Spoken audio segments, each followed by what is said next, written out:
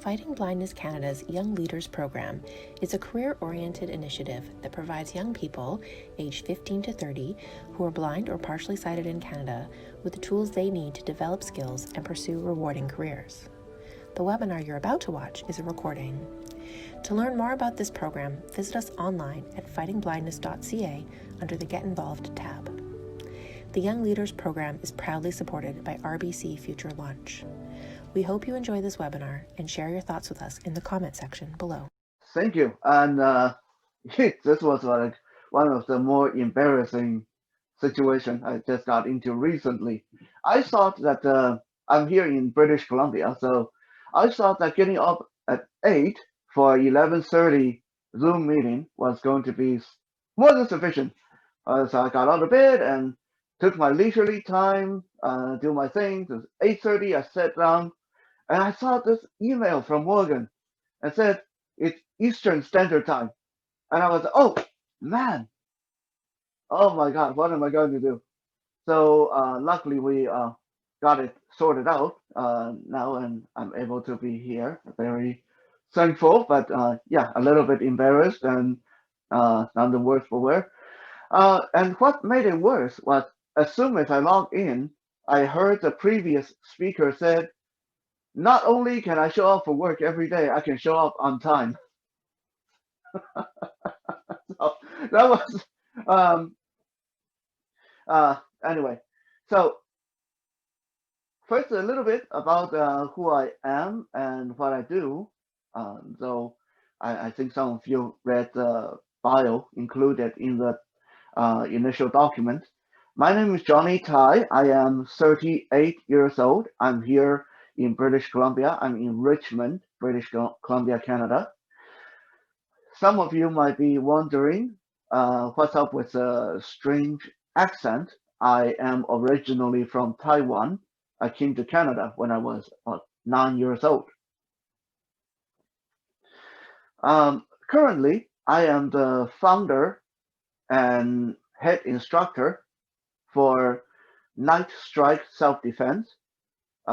It's my pet project to bring blind and visually impaired martial artists, martial arts enthusiasts, and people who want to get into learning self-defense and martial arts together. Prior to the pandemic, Night Strike Self-Defense, we run all-day workshop. We try to do one workshop every month. So every month we would pick a weekend, and we would the members would get together and train together for 2 days in a row, and usually 9 to 5 for Saturday and Sunday.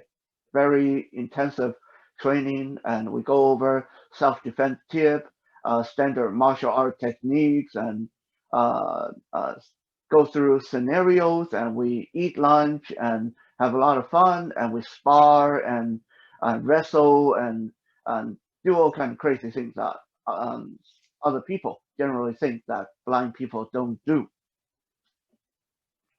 Night Strike Self-Defense has been around since 2015. Right now, mostly it's taught by myself and my head student, Clement Chow.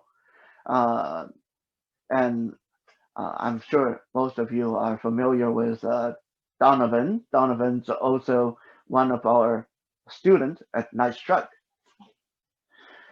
In addition to Night Strike, I am also, because Night Strike is my own project.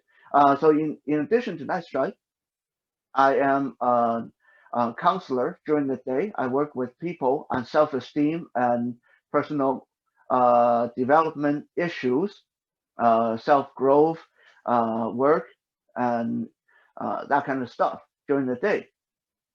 During the night, I teach at Richmond Martial Art as a head instructor for their Krav Maga program.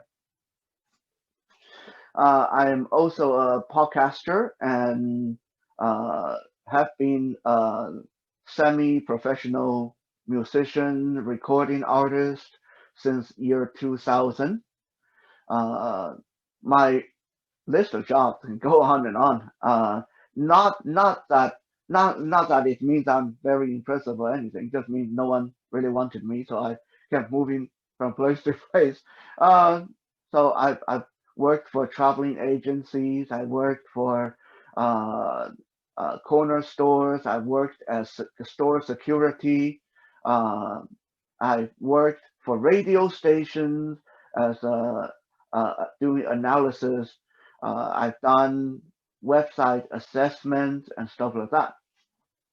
But through all that, my passion has always been martial art and self-defense. I started training in self-defense. Well, actually, I started training in martial art. Um, I'll talk about what's the difference in a little bit. I started training in martial art. My first martial art was Taekwondo when I was not even 9 years old yet.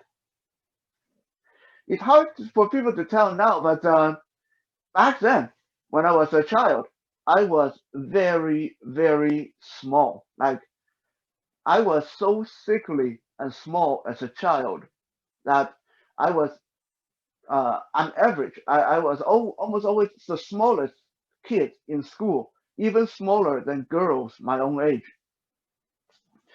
So my parents had this discussion and basically said, well, Johnny is totally blind and he's so small and sickly and weak.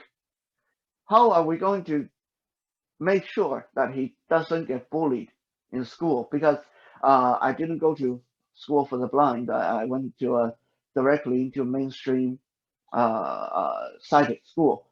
And back then in Taiwan, it was not very accessible. A lot of things were not accessible. People were not very accepting. So my parents said, well, at least sighted children, when they get into trouble, they can run away. They know where adults are. They can go find the adults to help. What would this totally blind, sickly little kid do?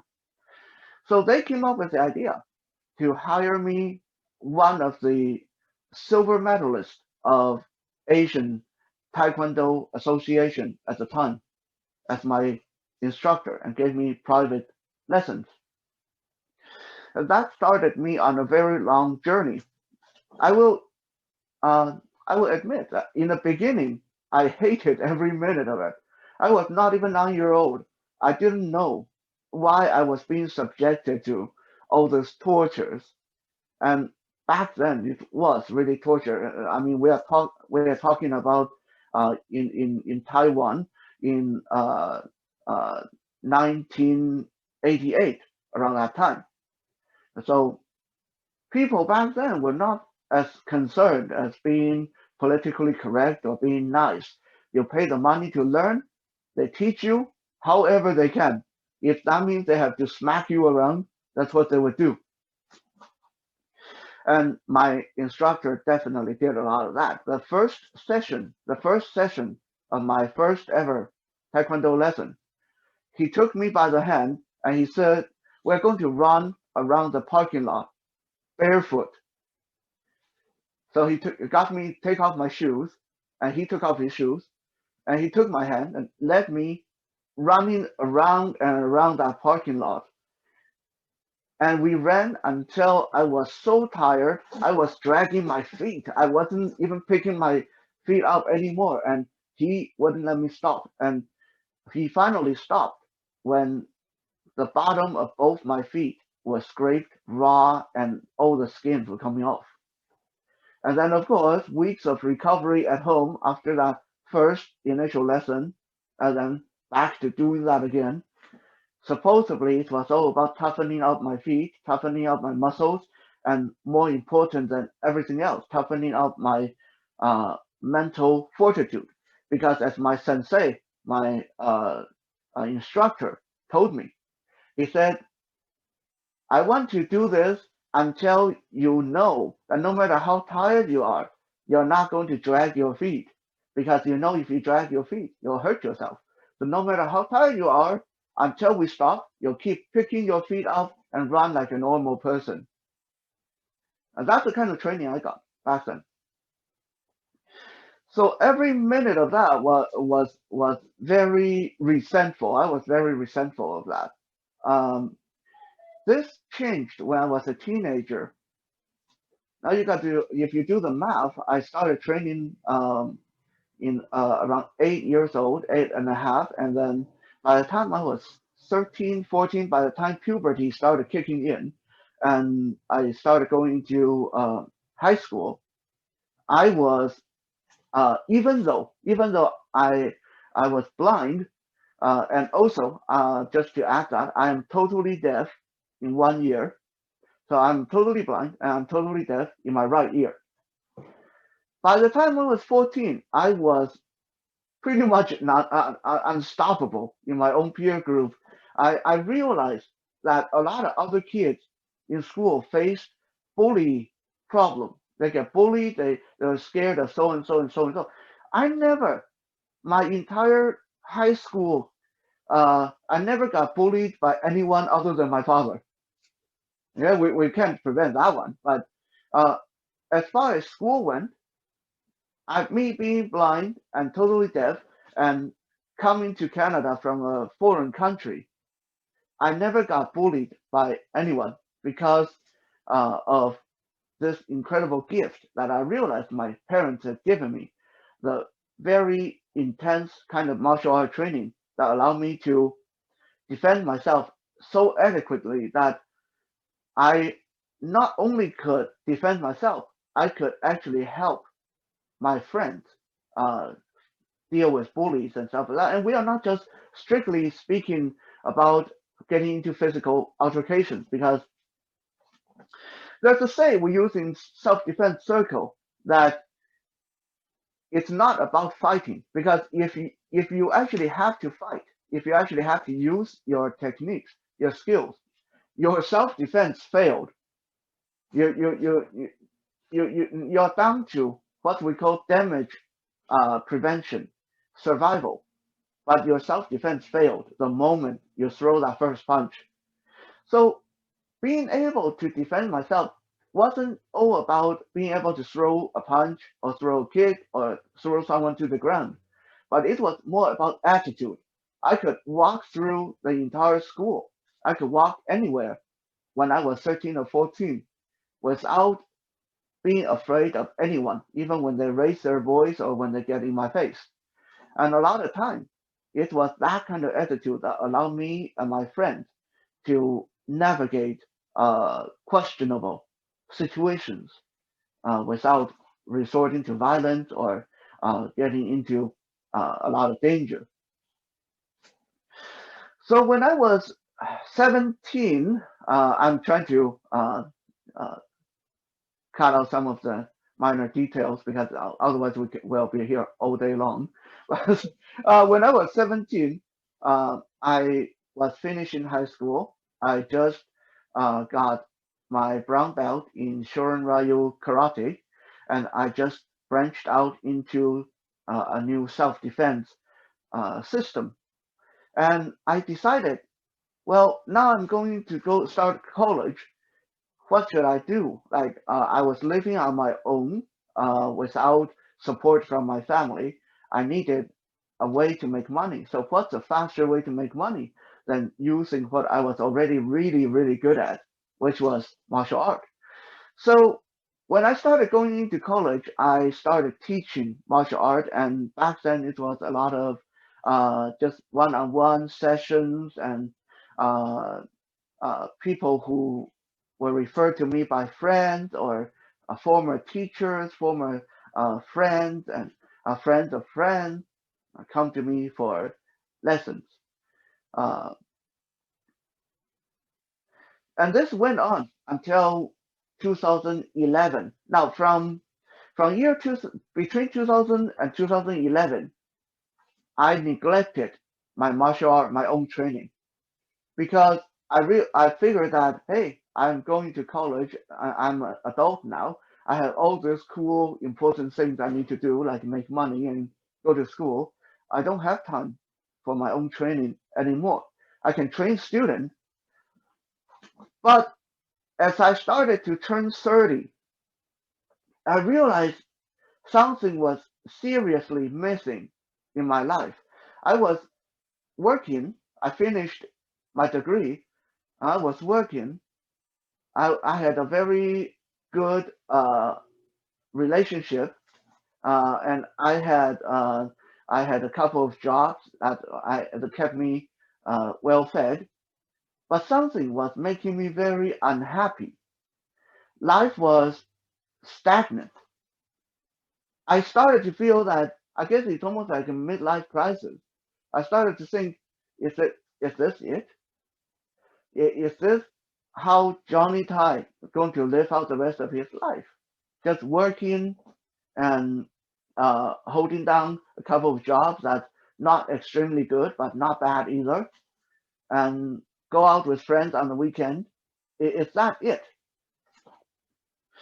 In 2011, suddenly something changed in my life. Some projects ended, some friendship ended, some old connections fell apart. Suffice to say, 2011 was one of the darkest years in my adult life. And I suddenly ended up with this huge void in my schedule. And I asked myself, okay, what can I do to fill this void? What can I do to make myself happy? I think as we go through our life, we go through adulthood, we go through becoming an adult, we quite often think in terms of what can I do to make my parents happy? What can I do to finish my degree? What can I do to buy a house? What can I do to get that job? What can I do to please my boss? But very rarely do we come to that point where we can honestly sit down and say, what can I do to make me happy? That was where I was at. What's missing? What's missing in this big picture? What can I do to make me happy? And I suddenly realized that I have been a bit of an idiot. I was trained as a martial artist. I was trained as a self defense specialist. But all I could think of was to make money with it. I have been neglecting my own training. In fact, by 2011, I wasn't even sure if I was that good anymore. I knew I was a good teacher, but honestly, if you ask me, if you get into a tussle on the street, if someone gets aggressive with you, could you defend yourself? If I wanted to be honest, I would say I don't know. Honestly, I don't know because it's been 10 plus years since I threw down with anybody. So I decided what would make me happy, maybe, was to throw myself back into martial art, competition, sparring, getting hurt, getting fit, train in something I didn't know before. So I started looking around, calling out different dojos, different studios, and asking if they would allow me into the program. Uh, went through 7 or 8 different places before I finally found acceptance at Richmond Martial Art. And my current employer and sensei, uh, Master Alan Galang, who was a head instructor of the Commando Krav Maga program. Now, when I called Alan on the phone, I said, Alan, I have, as far as I know, no blind person has ever trained in Krav Maga system. Do you think you can teach it to someone who is visually impaired? And Alan, without missing a beat, said one of the things that I will remember for the rest of my life. He said, I don't know if it can be done, but if you are brave enough to try, then I will do all that I can to make sure you succeed. And that started a long and very good friendship and partnership. to the point that now I work for him as the chief instructor in the program.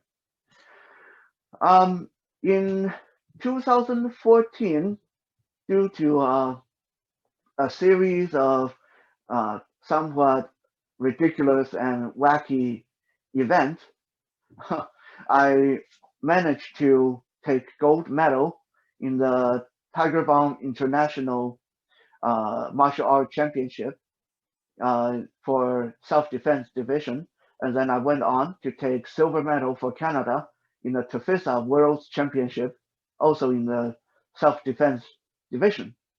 Um, by making this decision to go back into training to make myself happy in 2011, I have advanced my personal development and my personal career and my personal happiness so much that it was one of the best decisions in my life. And um, also that gave birth to now the Night Strike Self-Defense Program for the Blind, where I'm able to help others trying to reach wherever they can reach with their self-defense and martial art training.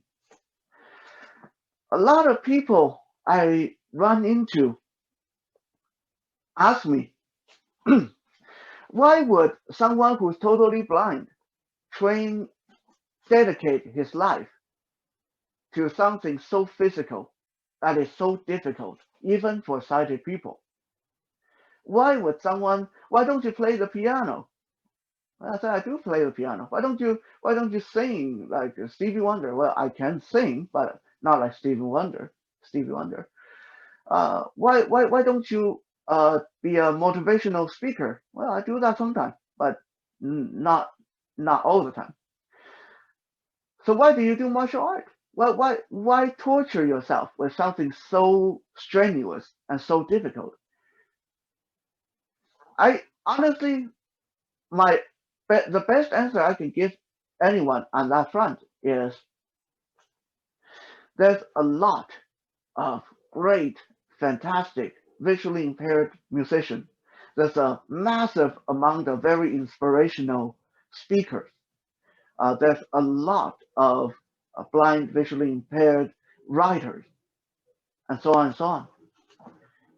But when it comes to martial art, this is my own world. I am in a league of my own. I think no matter if you believe in God or the creator or mother nature or evolution, something out there gave us something that we are really good for. Every one of us, I truly believe that every one of us born for a purpose. Now, I'm not saying that our purpose is go save the world. Nothing so grand as that. But I'm saying that you, me, everyone else is born with something that we naturally are really good at. Some people have the super hearing. Some people have photographic memory. Some people can jump higher than everybody else and they go and play basketball. Some people can punch harder than everyone else and go into professional boxing. That is not to say that you can't do other things. It doesn't mean that you're born to this purpose that you have to stick to it. No, you can totally take a triangle and carve it into a circle or whatever shape you want. A triangle doesn't always have to stay a triangle, but if it stays a triangle, it has an easier time. It will be happier in the end. For me, I don't have very good hearing. I am totally deaf on one side. For me, I'm not immensely smart.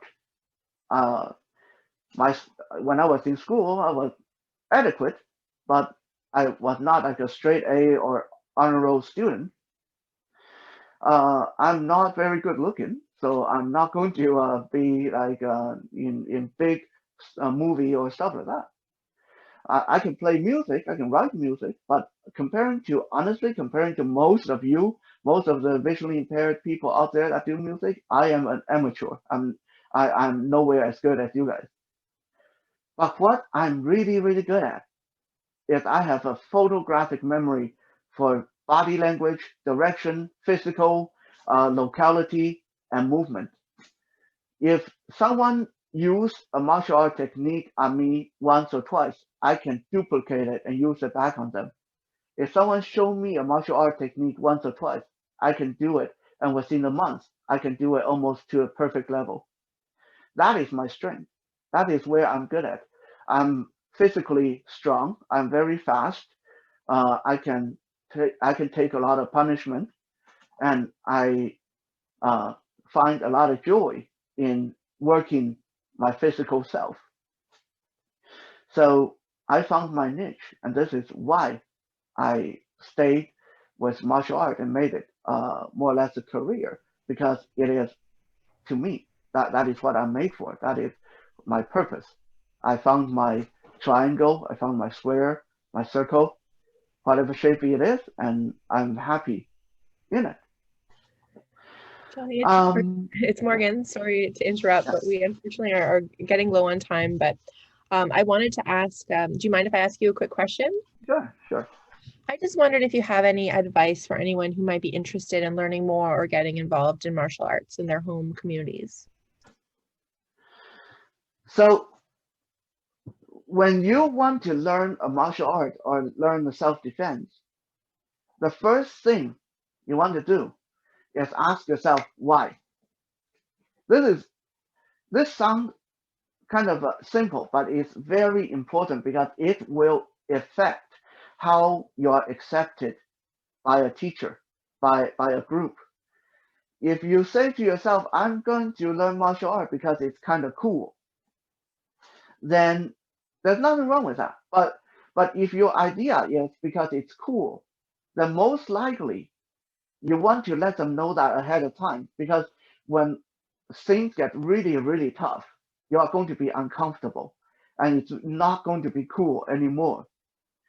Now, if your idea is to, I want to learn it for self defense, I want to protect myself, then it's important to identify that too, because then there are specific martial arts that are good for self defense and some that are not. If you say, I want to stay fit, I want to be strong, I want to do it for sports, then identify that. And there are specific martial art like MMA training, Brazilian Jiu Jitsu, boxing, judo. A lot of those are really good for fitness. So it's important to ask yourself question number one, why do I want to do this? Do I really want to do this? That's question number two. There's going to be a lot of traveling. Take me an hour to get down to the studio, an hour get home. Uh, and it's not cheap. Now, usually it's $100 uh, at the cheapest, maybe $50, but there are places that only charge $200 a month. Do I really want to do this? And then, if it's yes for the first two, what do I want to do? You can't just call up a gym and say I'm interested in martial art, and I don't know what I want to do, and I'm blind. They are going to tell you to go to your blind representative organization, whatever. Uh, you need to approach them, and you need to know, you need to be sure. Hey, I heard you have a great judo program, and I want to give it a try. I would like to speak to the person doing the teaching. That is very important. Don't talk to the receptionist. If you tell the receptionist, I'm blind, and I wonder if I can join your judo program, the receptionist is going to say, please hold. And then she's going to go to the back. Maybe the instructor is busy teaching at the time. The receptionist is going to say, hey, I got a blind guy on the phone. You want to learn judo? Instructor's busy at the time or not in a very good mood or not prepared. Going to say, well, we don't teach blind people. Tell them to go somewhere else. Talk to the person who's actually going to be interacting with you. Get them to actually sit down, talk to you, come in to see them in person, or get them on the phone, make an appointment to call them on the phone and say, hey, I heard that all about your program. I'm really interested. I always wanted, you want to express enthusiasm and a little bit of knowledge. So do your research, know what they do. Google is a wonderful tool nowadays. Do your research. Uh, you will need to use Google very in the very beginning to, let's say you want to learn judo. Go on Google, judo, Richmond, British Columbia, best studio, best instructor. Whatever combination of that keyword, type it in, and you will find a lot of reviews and the phone numbers for you to start calling people. So you want to show enthusiasm and a bit of research knowledge, and then you say, okay, I think I should let you know that I'm totally blind, or you can say I'm disabled, I'm visually impaired, but that's okay. I would still really like to learn from you. At this point, I think most good instructor will say, you know what, that's cool. Come in and I'll meet you in person and we'll go through some of the moves and we'll see where we go from there. Um, so I can't stress enough that do your research on Google, really identify why you want to do it. Do you really want to do it? What do you want to do? And talk to the instructor rather than the receptionist. And just to throw this out there, if any one of you is getting rejected again and again, if you run into studios that said, we would like to teach you, but we don't know how, hit me up. Okay. Johnny Tiger at shaw.ca. That's JOHNNYTIGER@SHAW.ca. Or find us on Facebook, Night Strike Self Defense. That's NIGHT space STRIKE. Because one of the side functions of Night Strike Self Defense is we will approach the studio and show them examples of how to work with someone who's disabled, visually impaired, in a wheelchair, whatever. We will work with them if they're willing to make your transition introduction as smooth as possible. Amazing, Johnny. Thank you so much. And I will make sure to provide that information to all of our participants in a follow-up email as well, so they have that resource.